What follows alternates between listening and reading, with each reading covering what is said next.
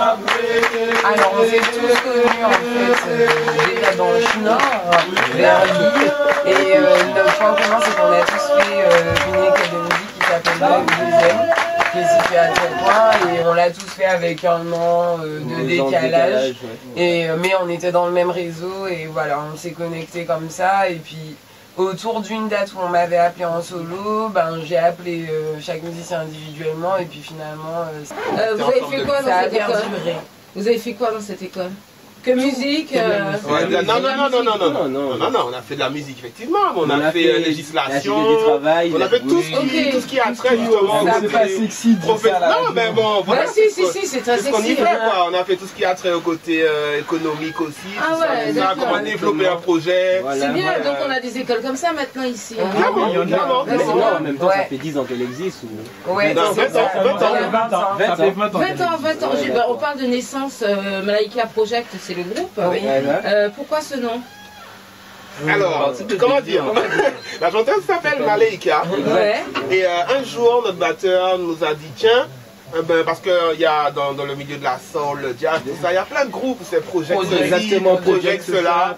Et comme on cherchait, on trouvait pas trop, on s'est dit, bon, alors on fait quoi? Malaika Project. C'est parti d'une blague et puis on a gardé ça, les gens aimaient bien ça. Et le jour du premier concert, c'est ce que l'organisateur a écrit sur le flyer.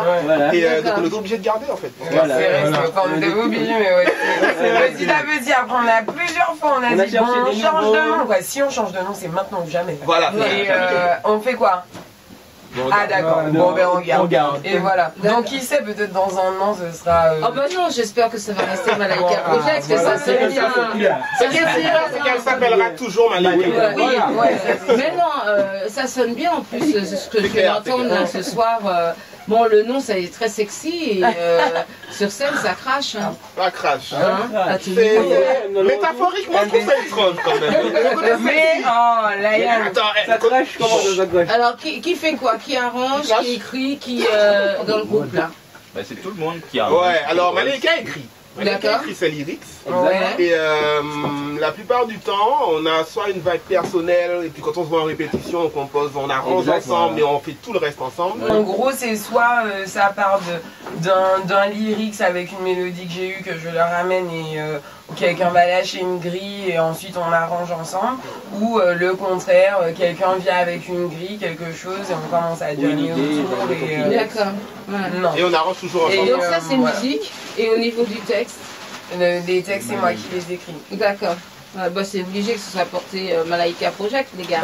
Voilà. Comment? Donc on ne fera pas. Non, mais, entre nous, mais en même temps, on sent une complicité. Bien sûr. En fait, voilà, de toute façon, le nom dit tout. C'est Malaika et la famille, quoi. La famille autour de ça, quoi. C'est clair.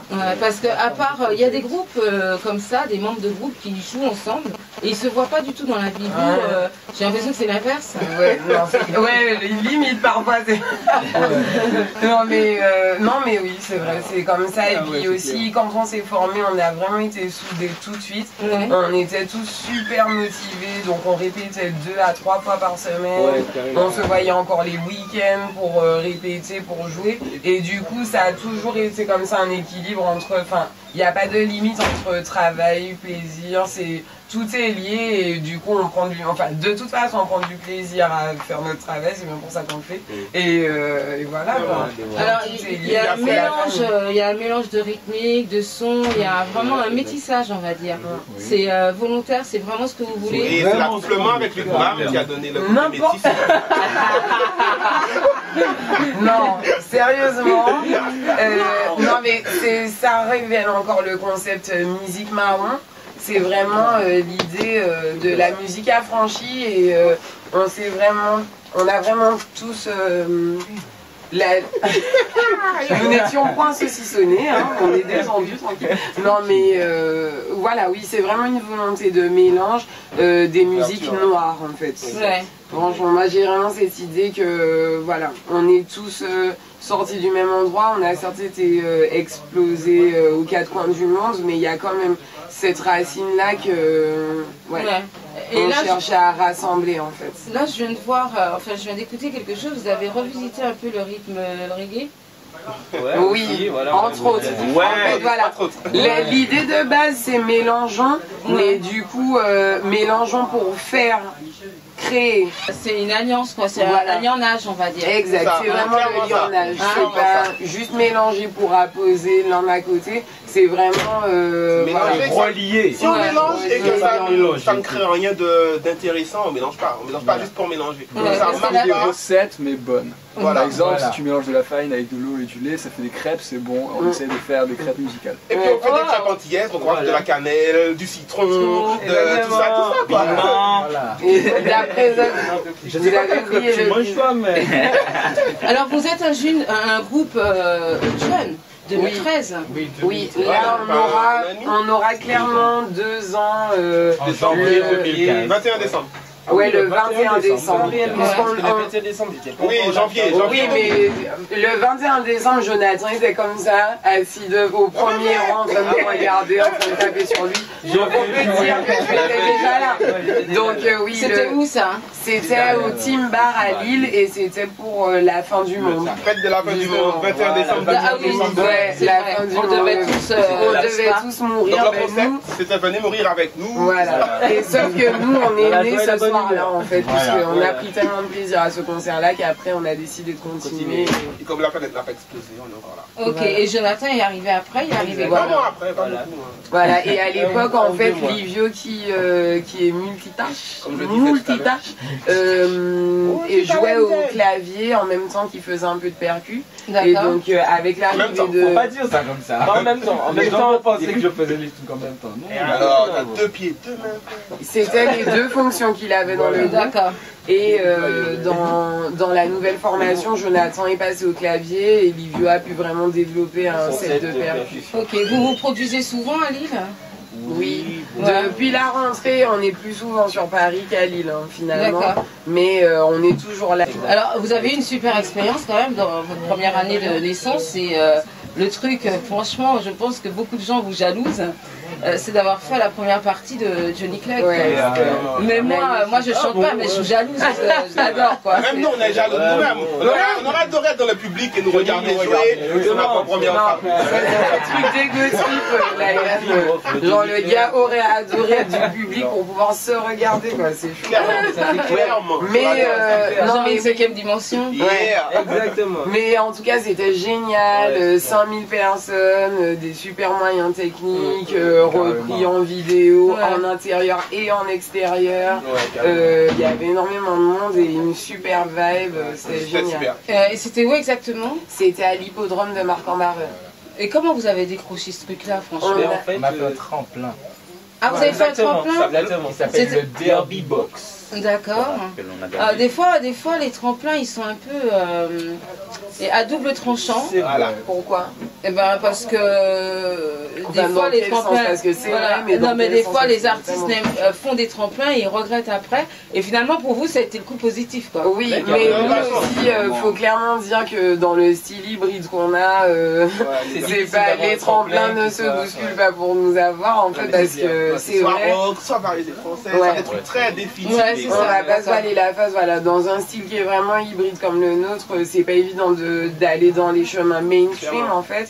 Et là, avec le Derby Box, c'était vraiment pour nous, je pense, cette année-là, sur 70 candidats, on a été parmi les 2 finalistes et on a gagné à l'unanimité du jury. Pour faire la première partie de Johnny Clegg qui était une scène World cette année-là, donc on avait totalement notre place et voilà. Ça tombait bien.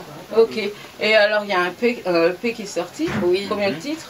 7 titres, musique marron, voilà, l'aboutissement d'un long travail. On n'a pas pu mettre toutes nos compos dessus parce que voilà. Mais financièrement, ça s'est géré comment? Nous-mêmes. Voilà, c'est vous qui. D'accord. Les concerts, les gens achetaient quoi. Voilà, c'est la caisse magique. D'accord. Vous avez une association pour gérer le groupe On travaille avec une association depuis peu, mais depuis le début, on a toujours géré nous-mêmes en fait. Là, on a eu pas mal de fonds grâce à tous les gens, encore vraiment un gros big up. On a hâte de revenir en Martinique et en Guadeloupe, parce que c'est grâce à tous les gens qui nous ont soutenus pendant cette tournée-là, qui ont acheté le single, enfin maxi single qu'on avait pressé à l'époque pour la tournée. Et grâce à tout ça, ça a dégagé des fonds qu'on a sagement gardés pour sortir l'EP. Donc c'est un EP investissement taille. Et on est super contents. On peut l'acheter où? Alors, vous pouvez l'acheter sur le maleikaproject.bandcamp. On donne bien l'adresse là?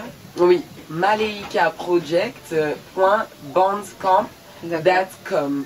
Et voilà, donc le site Bandcamp, pour ceux qui connaissent, pour ceux qui ne connaissent pas, il vous suffit de taper Maleika Project, vous allez tomber sur notre page Facebook, vous allez tomber sur notre site internet, et sur les deux, vous aurez les liens qui vont vous ramener vers ce site. Vous pourrez l'écouter en streaming, l'acheter en digital, ou encore l'acheter en physique, et je vais gentiment vous le livrer. Si vous voulez un petit bisou dessus ou une dédicace, vous m'envoyez un petit message en supplément, je vous le fais et vous le recevez chez vous.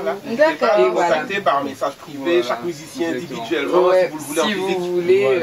Et également, la meilleure solution, c'est de venir en concert. Alors, le prochain concert à Paris? Le prochain concert, c'est le février. Le février. C'est en février au Baiser Salé. Oui, parce que vous êtes en résidence jusqu'à quand? Voilà, on est en résidence jusqu'en juin. Donc avec une date tous les 2 mois, donc il nous reste encore 3 concerts. Ouais. Et voilà, donc il faut venir, mais le mieux c'est de rester connecté sur la page, tout est en mouvement, c'est possible. Et avec de la chance, on aura une